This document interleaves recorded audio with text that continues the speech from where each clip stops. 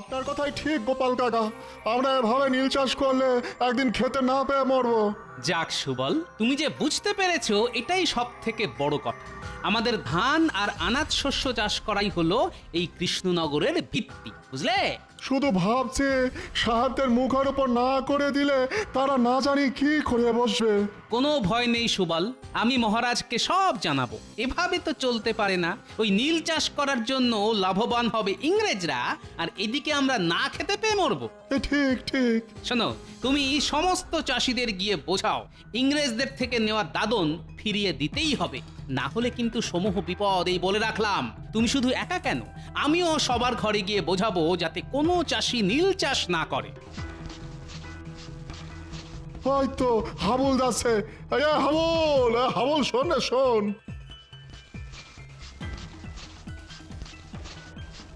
কি ব্যাপার সুবল ভাই, সাত সকালে এখানে দাঁড়িয়ে মাঠে যাওনি?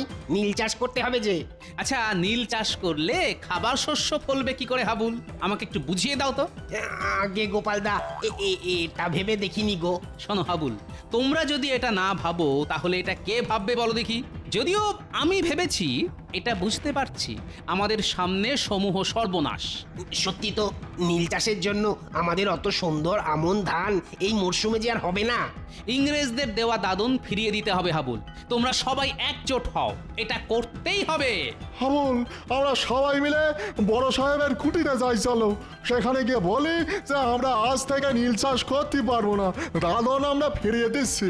আচ্ছা, সাহেব যদি জিজ্ঞাসা করে কেন, তখন কি বলবে?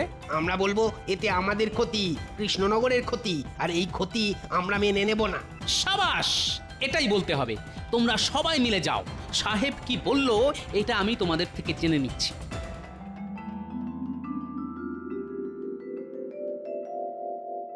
কি ব্যাপারটা কি মন্ত্রী? জমে পিছু যথেষ্ট কমিশন দেওয়া হচ্ছে, তা সত্ত্বেও চাষিরা দাদন ফিরিয়ে দিচ্ছে, নীল চাষ করতে চাইছে না কেন?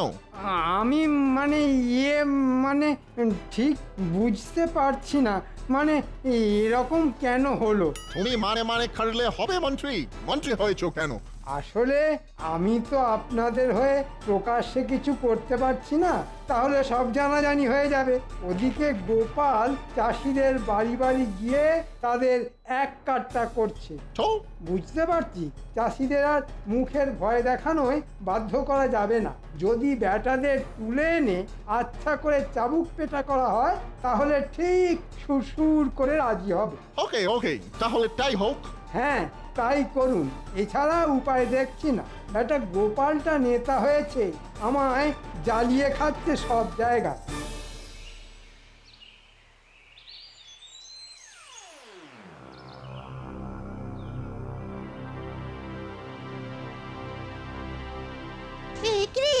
এসব কি দেখছি? এসব কি দেখছি রে? আমাদেরও কি এরকম ধরে নিয়ে যাবে? কিছুই বলা যায় না রে কুটি, আমাদেরও এরকম ভাবে এরা ধরে নিয়ে যেতে পারে। আমার মনে হয় দাদুকে সব জানানো উচিত। ঠিক বলেছিস কুটি, একমাত্র গোপাল দাদুই পারবে কিছু একটা করতে।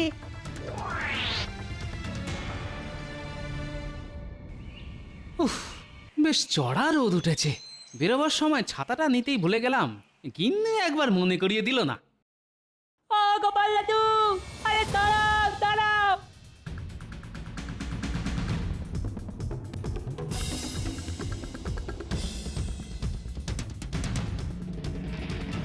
ও বাবা, এদের আবার কি হলো? খেলাধুলো বন্ধ করে কোনো নতুন বায়না নিয়ে আসছে নাকি? কি আছে রে, তোর হাঁপাচ্ছিস কেন?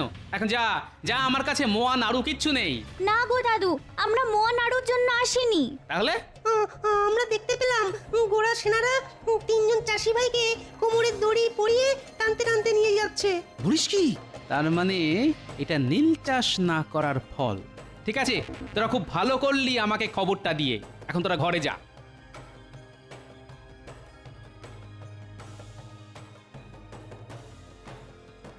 কি ব্যাপার, এত তাবু পড়েছে? তার মানে কি সাহেবরা গোপনে সেনা সমাবেশ করে জুলুম করতে চাইছে? অবশ্য ইতিমধ্যেই জুলুম শুরু হয়ে গেছে। না, নিরীহ কৃষকদের ওপর এই অন্যায় মেনে নেওয়া যায় না। তাড়াতাড়ি রাজসভায় গিয়ে মহারাজকে জানাতে হবে।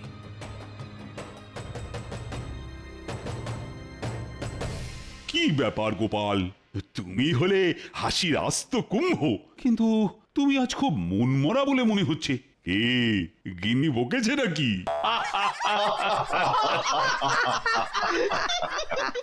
না মহারাজ, একটা গুরুতর কারণে আমি বিশেষ চিন্তিত। কেন গোপাল? আমি তো তোমার এই চিন্তার কারণটাই জানতে চাইছি। কারণ তুমি চিন্তিত থাকলেই আমার যে বড় ভয় করে। মহারাজ, মনে হচ্ছে ইংরেজ সাহেবরা কৃষ্ণনগরে আবার একটা গোলমাল শুরু করতে চাইছে। সে কি? কেন? প্রজারা তো বেশ স্বস্তিতে আছে বলেই শুনেছি। তোমার বুদ্ধিতে কৃষকরা তো দাদন ফিরিয়ে দিচ্ছে, তারা খাদ্যশস্য চাষ করছে। সেটা আমিও ভেবেছিলাম মহারাজ, কিন্তু ওই গোরা সাহেবরা এত সহজে এটা মেনে নেবে না। আসার পথেই দেখলাম নতুন করে সেনা তাবু পড়েছে, আর শুনলাম 3 জন কৃষককে নাকি কোমরে দড়ি বেঁধে নিয়ে গেছে। সে কি? নতুন করে সেনা ঢুকছে নাকি কৃষ্ণনগরে? কই, আমায় তো কেউ জানায়নি। মন্ত্রী, আহ, তুমি সারাদিন করোটা কি বলো তো? এক্ষুনি চর লাগিয়ে খবর নাও, এর উদ্দেশ্য কি? চর তো আমি মহারাজ, তবে কৃষ্ণনগরের নয়, সাহেবদের। বদলে যা পাই সারা মাসে রাজসভা থেকে তার অর্ধেকও পাই না। কি হলো? আহ, কি ভাবছো কি বলো তো মন্ত্রী? না, আপনি ভাববেন না মহারাজ, আমি দেখছি।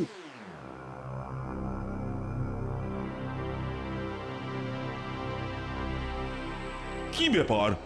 তোমরা আমার প্রজা, কিন্তু তোমাদের চোখে জল কেন? আমাদের সর্বনাশ হয়ে গেছে মহারাজ। আপনি কিছু করুন মহারাজ। আজ সকালে আমাদের 3 জনের স্বামীকে সাহেবদের সৈন্যরা ধরে নিয়ে গেছে। আমাদের স্বামীরা কেউ নীল চাষ করতে চায়নি, তাই। কি সর্বনাশ! ও গোপাল, এর একটা বিহিত তো করতেই হবে। আমার রাজ্যে অনাচার আমি তো কিছুতেই মেনে নেব না।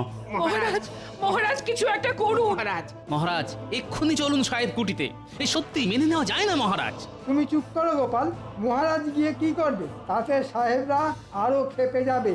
চাষিরা নিশ্চয়ই কোনো বেগরবাই করছে, তাই ধরে নিয়ে গেছে। 2-4 ঘা দিয়ে ঠিক ছেড়ে দেবে। বাহ, মন্ত্রীর দেখছি সাহেবদের জন্য দরদ উথলে উঠছে। গোপাল, আবার বাজে কথা। তুমি যদি বোকার মতো কথা বলো তাহলে সেটা মেনে নিতে হবে। ভুল করছো মন্ত্রী, আমি যেতে চাই। এদের এদের চোখের জল আমি দেখতে পারবো না। চলো চলো একবার সাহেব কুঠিতে যাই, আমি, তুমি আর গোপাল। না মহারাজ, এই সামান্য ব্যাপার নিয়ে ইংরেজদের সঙ্গে সম্পর্ক খারাপ করা ঠিক হবে না। আপনারা যেতে হলে যান, আমি যাচ্ছি না। মন্ত্রী মশাই কি ভয় পেয়েছেন? তোমার যা খুশি তুমি ভাবতে পারো গোপাল, আমার অনেক কাজ আছে। চলুন মহারাজ, দেরি করে আর কাজ নেই।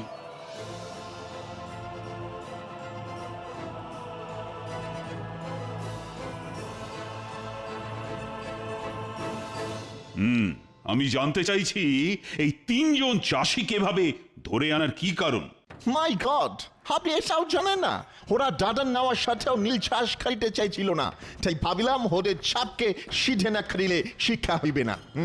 কিন্তু সাহেব, এটা ঠিক হয়েছিল যে চাষিরা দাদন ফিরিয়ে দেবে, তারা নীল চাষ করবে না। দাদন আপনারা জোর করে দিয়েছিলেন, ওরা স্বেচ্ছায় নেয়নি। আমরা একটু কম বুঝি। দাদন যখন একবার নিয়েছে তখন ওদের খাদিতেই হইবে, নইলে মরিতেই হইবে। তাছাড়া দেশ থেকে বড়লাট আসিতেছেন, তিনি আসার আগে জমিটা নীল চাষ শুরু করিতে হইবে। সেই জন্য সেনা সমাবেশও শুরু হইয়াছে। এবার যদি আপনারা বাধা দেন তাহলে জানিয়া রাখুন, আমি আপনাদের ছাড়িয়া দিব না। হ্যাঁ, তাহলে শুনে রাখো সাহেব, আমিও বলে যাচ্ছি, প্রাণ দিতে হলে দেব, তবু কৃষ্ণনগরে নীল চাষ হতে দেব না।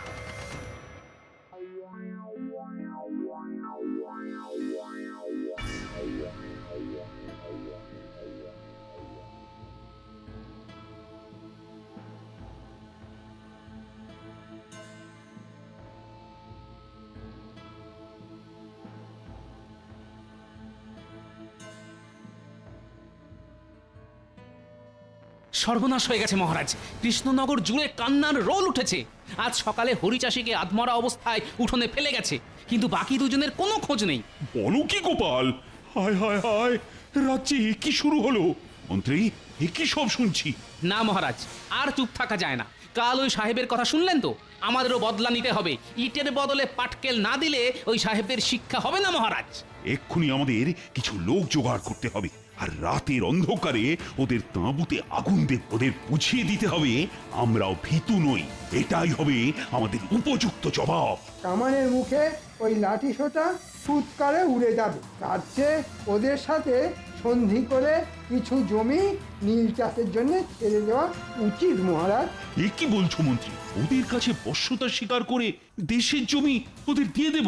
না না না না না, আমি স্বাধীনভাবে বাঁচতে চাই, এ আমি কিছুতেই পারবো না। কিন্তু মহারাজ, কোনো কিন্তু নয় মন্ত্রী, ওদের একটা জোরালো জবাব দিলে যদি ওদের শিক্ষা হয়। গোপাল, তুমি তুমি সাবধানে সমস্ত আয়োজন করো, লোক জানাজানি হলে কিন্তু পুরো পরিকল্পনাটাই ভেস্তে যাবে। আমি তোমার সাথে আছি। এ হতে দেওয়া যায় না। যেভাবেই হোক বড় সাহেবকে খবরটা দিয়ে সতর্ক করতে হবে, না হলে এই অনর্থ ঘটলে আমায় সাহেব ছেড়ে দেবে না।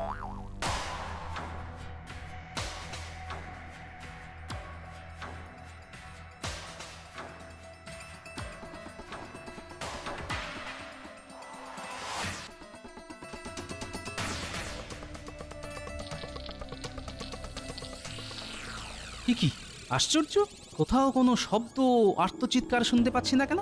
হলোটা কি? তার মানে তাঁবুতে গোড়া পল্টনরা নেই।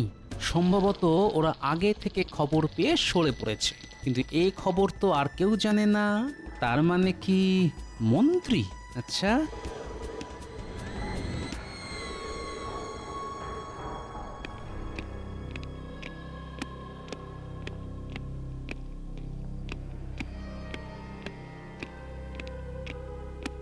কাল তোমার লোকজন সেনা ছাউনিতে আগুন লাগিয়ে আমাদের সমস্ত সেনাকে পুড়িয়ে মারার প্ল্যান করেছিল। ভাগ্যিস মন্ত্রী সরি গোপন সূত্রে খবর পেয়ে ওদের সরিয়ে নেওয়া হয়েছিল।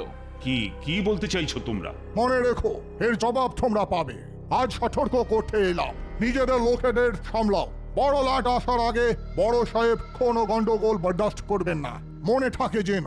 আপনাদের সাহেবকে বলুন আমাদের দুজন চাষিকে ফিরিয়ে না দিলে বড়লাট আসার আগেই দেশবাসী ওনাকে লাটে তুলে দেবে। একবার মন্ত্রীর নাম বেরিয়েছিল, তার মানে যা ভাবছি তাই। মন্ত্রী ওদের হয়ে গুপ্তচরের কাজ করছে। ওকে, তাহলে এটাই তোমার শেষ কথা? হ্যাঁ হ্যাঁ, এটাই শেষ কথা। গোপাল বোধ হয় সন্দেহ করছে। না, এবার একটু কথা ঘোরাতে হবে। দেখলেন মহারাজ, গোপালের বুদ্ধিতে কি করতে কি হলো। এখন বুঝুন ঠেলা। জানেন তো মন্ত্রী মশাই, এই ঠেলার নাম বাবাজি। না মহারাজ, এখন থেকে একটু চোখ কান খোলা রাখতে হবে। শয়তান আমাদের মধ্যেই আছে।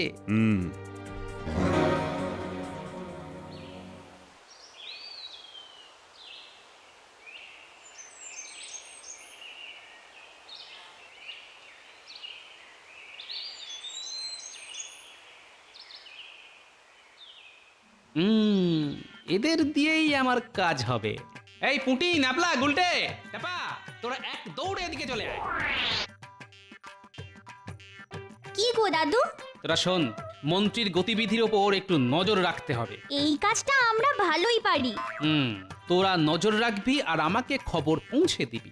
যা, তোরা এখন গিয়ে খেলতে পারিস, যা। প্রজারা এখন বিধ্বস্ত, ভেঙে পড়েছে। এখনই ওদের এক কাট্টা করে ঝাঁপিয়ে পড়তে না পারলে ওই সাহেবরা ভাববে আমরা ভয় পেয়েছি, তাতে অত্যাচার আরো বাড়বে। শোনো, তোমাদের সবাইকে লাঠি সোটা নিয়ে এক কাট্টা হতে হবে। আপনি বললে আমরা এক্ষুনি প্রস্তুত হতে পারি। আমরা সবাই ইংরেজ কুঠি আক্রমণ করব।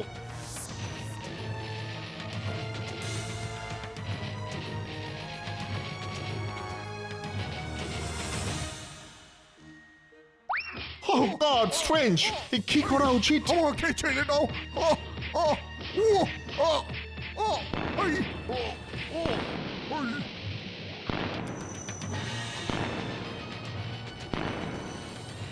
বন্ধুরা, তোমরা কেউ ভয় পেও না। আজকে ওদের ভয় পাবার দিন। ইংরেজ দূর হও, ইংরেজ নিপাত যাও। দিন দিন পরিস্থিতি খারাপে ঠিকে যাচ্ছে। এসব চালিতে থাকিলে তো বড়লাট আসার আগেই আমরা লাটে উঠিব। মন্ত্রীটাও কোনো কাজের নয়, ফুল। এত টাকা নিচ্ছে, ওকে ধরে আনো।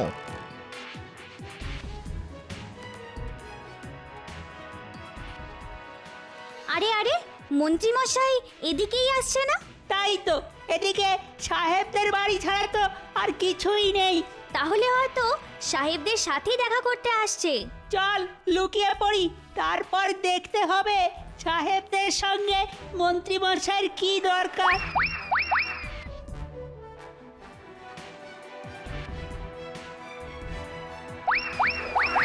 নীলছাস তো লাঠে উঠিল, তোমার বুদ্ধিতে কৃষক পেটাইতে গিয়ে ঝামেলা বাড়িল।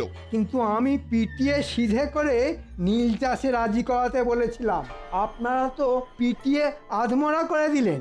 এখন তো আমাকেও সন্দেহ করছে গোপাল। গোপালের নেতৃত্বে গ্রামবাসীরা একের পর এক আন্দোলন আক্রমণ চালাইতেছে।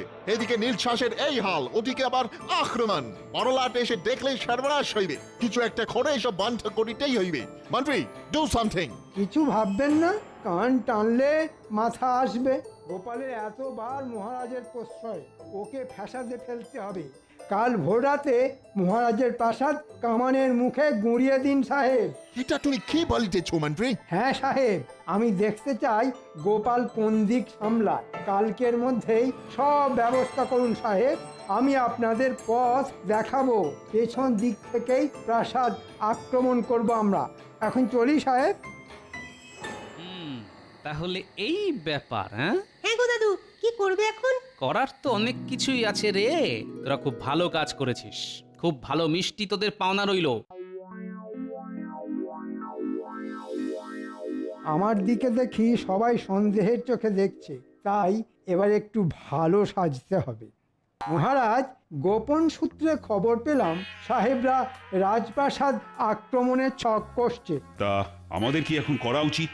তাই বলি কি, আমাদের এখানে থাকা ঠিক নয়। কয়েকটা দিন সবার নিজের বাড়িতে গা ঢাকা দিয়ে থাকা উচিত। আপনিও কয়েকটা দিন অন্য কোথাও চলে যান মহারাজ। আহা মন্ত্রী, কি বললেন! অসম্ভব কথা বলুন না তো মন্ত্রী। এই বিপদের সময়ে আমি প্রাসাদ ছেড়ে চলে যাব? না মানে ভালোর জন্যই বলছিলাম। সবাই মিলে বুক চিতিয়ে লড়বো। তোমরা সবাই আছো, আর গোপাল তো আছেই। এত ভয় পেলে তো ওরা পেয়ে বসবে। আমি নেই মহারাজ, গোপাল সাহেবদের অকারণে চটাবে, আর আমরা কামানের মুখে খামোকা জীবন দিতে পারবো না। আমি চললাম, কয়েকটা দিন গা ঢাকা দিয়েই থাকি। কি তোমার তোমার এত স্পর্ধা মন্ত্রী? ওকে যেতে দিন মহারাজ, ওর মতো মানুষের দেশ রক্ষায় কোনো প্রয়োজন নেই। সব ভুলি উড়ে যাবে, আগে তো বেঁচে থাকো। চলি, তোমরা বেঁচে থাকলে আবার দেখা হবে। মহারাজ, আমাদের বিপদ আসন্ন, আসল শয়তানটা গেছে। এখন আলোচনায় বাধা নেই। আপনারা সবাই বলুন, রাজ্যের এই বিপদে আপনারা সঙ্গে আছেন তো? হ্যাঁ নিশ্চয়ই। যা করার আজই করতে হবে মহারাজ। আজ ভোর রাতেই হামলা হবে, আমি নিশ্চিত। আপনাদের যা করতে হবে শুনুন। ব্যাস, আপনারা সারা গ্রাম ঘুরে লোকজন আর লাঠি ইট পাথর নিয়ে প্রস্তুত থাকবেন। আমি কয়েকজনকে নিয়ে এদিকে ফাঁদটা পাতব। বেশ, তবে তবে তাই হোক গোপাল। তোমার উপর আমার যে অনেক ভরসা।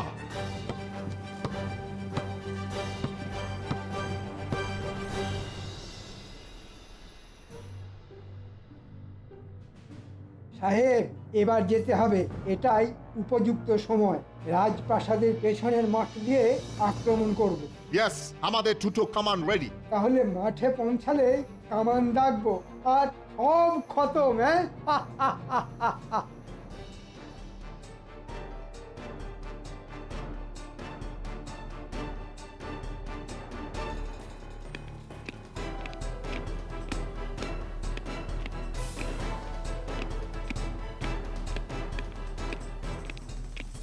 মহারাজ, দেখছেন? বিলক্ষণ। এখন উপায়? চিন্তা করবেন না মহারাজ, দেখুন।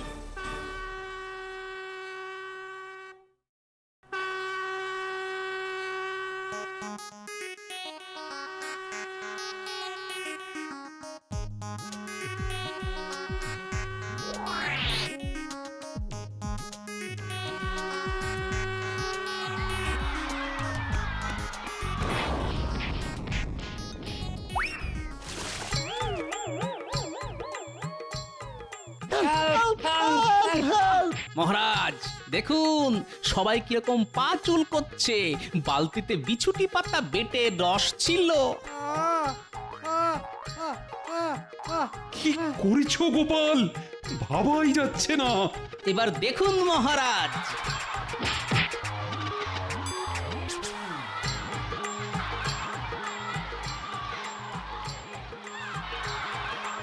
সেনাপতি আগে মহারাজ, এদের সবাইকে বেঁধে বন্দি করো। ও আমাকে বাঁচাও, ওরে বাবা, আমাকে আমাকে ছেড়ে দাও গোপাল। এ কি? কে কে এটা? মহারাজ, ইনি হলেন আমাদের রাজ্যের শুভাকাঙ্ক্ষী মন্ত্রী মশাই। আজই ওকে শেষ করব। ধৈর্য ধরুন মহারাজ, মন্ত্রীকে শাস্তি দেওয়ার সময় পাবেন। আগে সব কটাকে বেঁধে নিয়ে চলুন ওই সাহেব কুঠিতে। আমাদের দুইজন চাষি এখনো ওখানে বন্দী। মন্ত্রী, দেখাও চাষিদের কোথায় লুকিয়ে রাখা হয়েছে।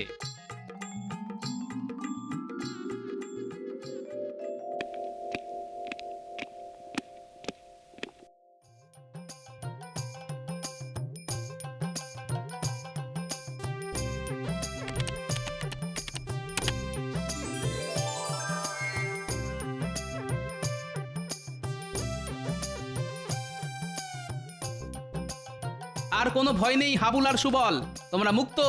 মহারাজ, সব কটা ইংরেজকে গারদে বন্দি করতে বলুন। বড়লাট এলে রাজ্যের মানুষই তার সামনে এদের শাস্তি দেবে।